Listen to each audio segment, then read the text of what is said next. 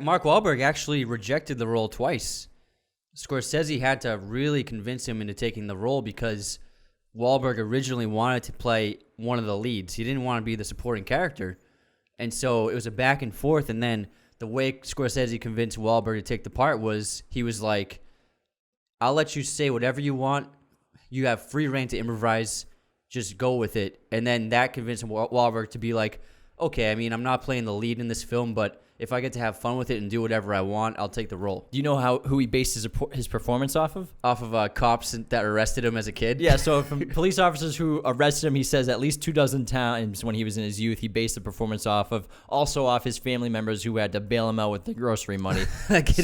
That guy was a troubled kid. And like the lines that he says in this movie, I love because they're so accurate to Bostonians and like that city talk. But like you would never hear in a film normally because any writer would be like, we can't put that in the movie. Like, they wouldn't even know to put it in. Yeah.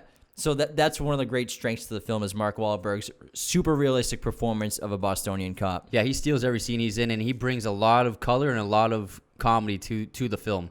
All right, let's get to the lead characters of the film. There's some great ones here. So DiCaprio plays William Costigan, a.k.a. Billy Costigan, the son of a deceased South Boston resident whose father and his family has several ties to the Irish mob and Costello's gang, including his deceased Uncle Jackie and cousin Sean. And deceased members and deceased human beings are a common theme in this film, obviously evident from the title of the movie, which is basically kind of a big metaphor for the film, The Departed, the recently deceased. That's a foreshadow. And Costigan is clearly a very intelligent guy, and he could literally follow any profession he wants, which Queenan hints at when he says his SAT score is 1,400. Yeah, they say he says you're an astronaut, not a cop. They both know he's not a cop. Yeah, and you're not a cop. Not a cop.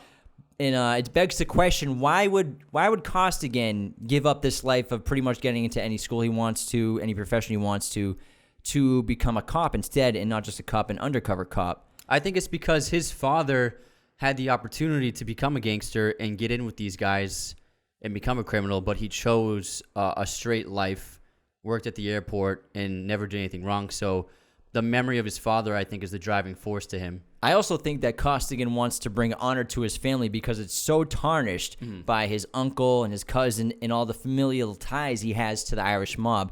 So I think that's why he wants to be a cop. And he doesn't really have much family left to begin with because once his mother dies, he severs ties with his uncle and the rest of his family. And he basically will do whatever he has to do to become a cop because he doesn't want to become an undercover cop. He wants to be a state police officer. Yeah, and the thing with becoming a state police officer is it would be the first place where he feels he could fit in with someone because growing up, his parents were divorced, so he spent time between Southie and then a safe suburb with his mother. So every weekend he would go down to the rough neighborhoods with his father to stay on the weekends. And so he lived these two lives of being a tough kid from Boston and then being a nice, intelligent, studious kid in the suburbs. And so he never felt like he belonged in one place. And so maybe if he's a state trooper, he feels he can have a place in the world that accepts him. And an impact on his town and his neighborhood. And for those of you who don't know, Southie is South Boston, which is infamous in Massachusetts and in Boston. And you see it a lot in stories and films and movie and TV shows. Southie, South Boston is like used to be formerly the toughest neighborhood in America. It was a predominantly Irish neighborhood, very tough place to grow up. Pretty hardcore place. And the thing with Boston that a lot of people don't know about, and it doesn't really work this way in other cities, is it's cool to be from rough neighborhoods like Southie. It gives you rep among other people, and so it's kind of like a badge of honor to be from a rough area. Whereas in other cities, if you're from a bad area, you don't really want to showboat it. But in Boston, there's this attraction to dangerous areas. Yeah, and Boston has always been like a heavily segregated area in the city, even between white people. Even like the Italians and the Irish hate each other's guts, and they're even segregated for each other. The Irish are in Southie, and then the Italians are in the North End. Scorsese doesn't really touch on the Italians at all, just very briefly with Italians from Providence in this movie. It's mostly about the Irish mob in Boston. And I love Leonardo DiCaprio's role in this film. He does a great job playing a character who's basically a 24-hour panic attack as a human being, in my opinion. He has serious anxiety and insecurity disorders that he's constantly dealing with, but on top of that, imagine throwing a person like that into a tank with sharks. So this guy who already has problems, he has to live his life pretending to be a gangster and he spends each day in and day out, pretending to be a gangster surrounded by ruthless killers. So obviously that stress and that anxiety builds and builds and builds every day that goes on, because the case that he's working on takes a long time. It takes over a year before things start going. It takes everything out of him too. Yeah. And he's probably the character you emote with the most in the film. He's like seems to be the main protagonist in the film. Mm. So Costigan is kind of similar to Travis Bickle in that he's like a walking contradiction. So he's not a cop really, and he's not a gangster really, but he's pretending to be both. He wants to be a cop, and the real cops know he's not going to be a cop. But for him, in order to ever become a cop, he has to pretend to be a gangster. So he's walking on this wire of he doesn't really know where to fit in, and neither one of these paths are going to lead to a good place for him. So he's in this world where he kind of doesn't belong. He's kind of like a fish out of water, but he's stuck in the middle because the cops are using him because of his family ties and the past of his father and his uncle to connect with the gangsters. So they kind of take advantage of that.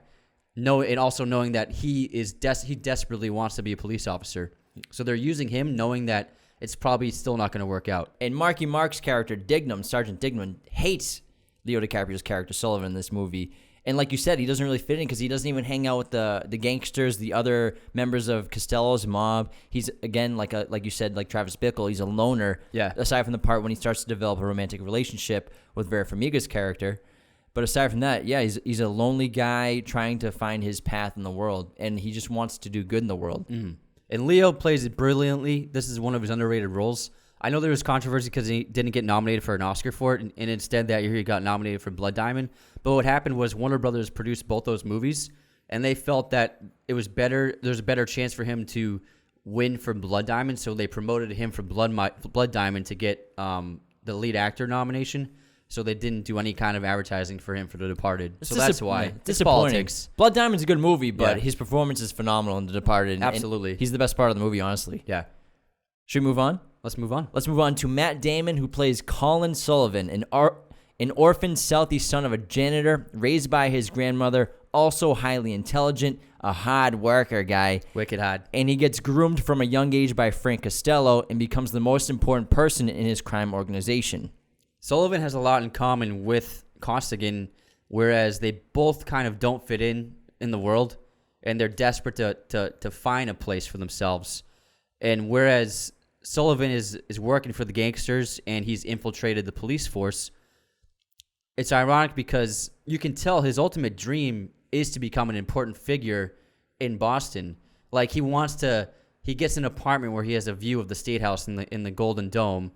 And he has big dreams for himself. And I feel like his plan ultimately was to cut ties with the gangsters eventually. Yeah, Sullivan clearly covets power and ambition. Mm-hmm. And he kind of plays both sides, where he has this stellar career as a law enforcement officer and as a detective, where he could sever ties, like you say, and become a politician someday, or just rise very high in the Massachusetts State Police Department. Mm. And again, it's ironic how similar Colin and Costigan are in a lot of ways, and you'll notice that like they could possibly switch shoes with each other if they had different lives. And both are quasi orphans of South Boston. Again, both incredibly smart. They both even fall for the same woman, and they both lead double lives. But Sullivan's ambition and need for power does get pushed down by Costello, which leads to conflict between the two of them throughout the film. Yeah, what happens is from when he's a child, Costello becomes a father figure to him and kind of raises him in a way. But what happens is he learns that Costello cares only about himself and his own power, and so they end up clashing by the end of the film. But multiple times throughout the film, Costello puts Sullivan in his place in a hierarchical sense, let him know who's in charge and who's the boss, like over the phone call while he's on the balcony at the adult theater. And you can tell Sullivan doesn't like it at all. Yeah. He's starting to get sick of it. And it takes Colin the entire film to realize that Costello never cared about him, like you just said. He was never like a son to him. He was simply using him like a tool. And that's when he eventually takes Costello out at the end of the movie. And Sullivan is really on his own compared to the other members of Costello's gang. Like Costigan, he's the loner, but they're both on their own, besides communication with the heads of their departments.